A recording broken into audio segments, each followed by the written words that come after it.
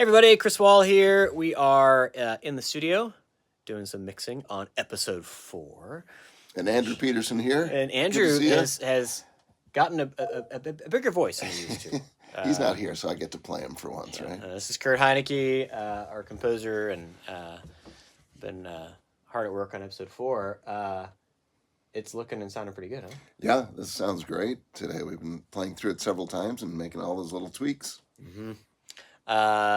So this episode doesn't air till February, so we got a lot of post ahead of us yet. But speaking of post, down here is Rebecca.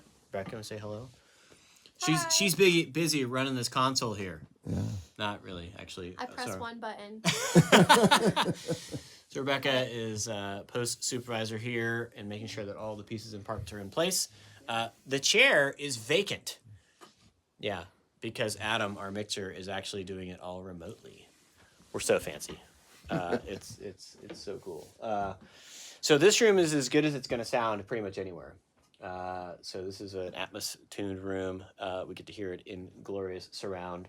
We actually just did our stereo pass. You hear things like subwoofers that you don't normally get to hear tuned perfectly. Yeah, so imagine you at home watching it on like your laptop or on a sound bar, and like, what does that sound like?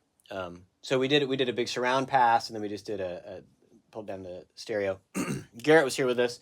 Andrew is traveling, so he couldn't be here today on this one. But it's mostly just, Kurt saying music louder and me saying, like Garrett a minute ago, and then he left, said, what if we turn off the music here? And Kurt's like, I'm not speaking to you anymore. That was just in one spot. And I give that to you. I have a coupon. You get like 3 coupons per show. Yeah. But, and so mixing, it's lots of passes, and each time you hear something different that's like, ooh, I didn't hear the footsteps on that one, or I want to hear the crunching of branches I just did on that for Oscar.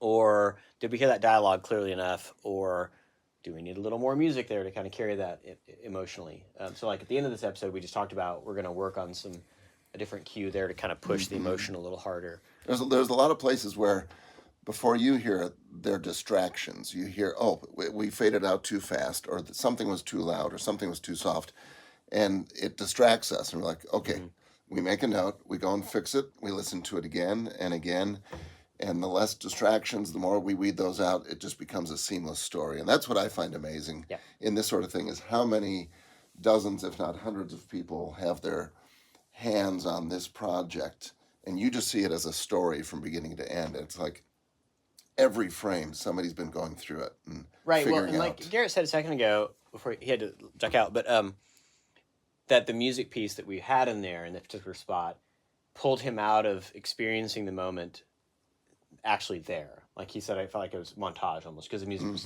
pulling. And so there, we didn't actually turn the music off there. We just turned it down a little bit, and that brought us back into the scene. And so but it's not unlike a recipe. So if you move one thing up, and then the next time you notice something else, and move one thing down, and it's like, what do you notice? So we have to do multiple passes to really get that.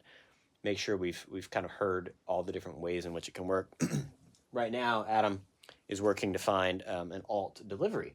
So even that, like in the context of it, when we get into the moment and the score and everything happening, we're like, that delivery of that line from that character is not quite what we wanted. Like now it's poking out as too aggressive or too soft or too whatever. So do we have alternates? And sure enough, we'll have 4 or 5 different passes that fit the animation, and we can listen to them back to back, and decide which one sounds the best. In the context with the sound design and the score and everything else, right? Because that whole thing's come together, and that line may just stick out a little bit. We were just working on some stuff with Poto, where Poto's he was a little punchy. That's why I'm like, anything softer there. Yeah. So, so Rebecca, so you're then making sure that we have all those lines available to us in the big sessions. When we don't, we begin the search. Yeah. Which is hard.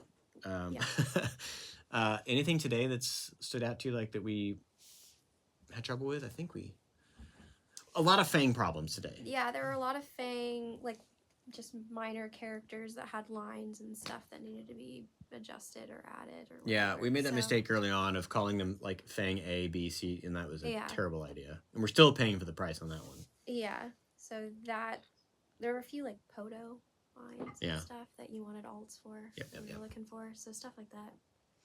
Yeah, and so I have this sweet talk back here that I get to talk to Adam whenever I need to. Isn't that awesome? Look at that. That's like so old school. It's fantastic. And then we just have our notepads. We take our notes all the way through, all the different things that we've got to, track, and then we talk through and find. Which, speaking of, is Adam coming back on here? Yeah, he was actually asking Oh. about that. So yeah. Yeah, jump in. We can go. Okay. Yeah. So now we're actually in the mix for real. So we have to reconnect to our remote, so he's going to plug in. And then we'll be back in the mix. He's mixing from a farm in Connecticut. That's right. So yeah. If we hear goats in the background, we know why. He just said he's getting what is it? Well, he's getting a milking. Is that a goat? What's a female goat? Hey, Adam, Yeah, I guess so. Hey, Adam, can you hear us? Yes, indeed. He's back. Oh, there he is. You're on the live stream. Okay. You're on the live stream. Oh, hello. Hey, Adam. So your disembodied voice, we're just going to look at your chair while you talk. But so we're in our second pass here. How's it sounding to you? Good things? Sounding amazing. Yeah, sounding great. And you're monitoring similar to us, right? So you have the full surround set up in your barn in Connecticut. That's right. The barn is full 5.1, soon to be Atmos. So There's I'm Adam listening talking. to the full res out here. Yeah, and through the magic of technology, we get to hear the full res all the way here in Tennessee, which is so cool. Okay, so you were looking for that line. Do you think you got something for us? For the neon line, yeah, I got a bunch of choices for you. All right, let's listen to him. Should we take a I'll vote let you guys online? hear it and see what you think. This is for so a here's the scene one with as we had Mia it. and Oscar talking. Well, I'm sure that I've heard stories, but I've said nothing. And alternative number 1. So many lines. Well, I'm sure that I've heard stories, but I've said nothing.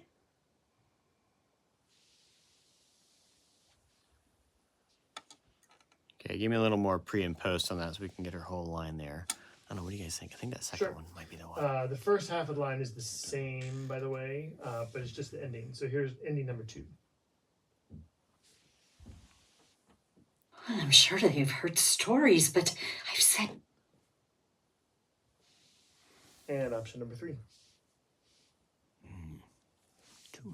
Well, I'm sure that I've heard stories, but I've said nothing. Ooh, I like that third one. Yeah. Yeah, I thought so too. By the way, a female goat is a nanny or a doe. We're going back to the earlier conversation in case you're curious. All right. We're talking about your goats, Adam. Sorry. Yeah, that third one works for me. Dough in milk is what we're going to say. Adam, you recorded a lot of creatures around farms. So people that look in the credits, they'll see those creatures credited that you recorded for all the different Glipwood animals, right? Yeah, 2 different dogs for Nugget, and then cows, geese, goats. A lot of geese actually ended up in lots of different layers and things. But yeah, I got the dogs at the farm for the horned hounds. So the animals have now become a business write-off. No comment. They do demand crediting, though. So we have them in the credits, which is super fun. Cool. All right, we're ready to get back. Different farms, and then our chickens. Yes, the chickens. Yeah, that's right. Okay. All right, well, thanks for joining us, everybody. We're going to get back to the mix here, but wanted to drop you in. This episode comes out February 10th. Can't wait to show it to you. And we're almost done. A couple more passes, maybe? We'll see. Sounds good to me. Yeah. All right. See y'all later. Bye-bye.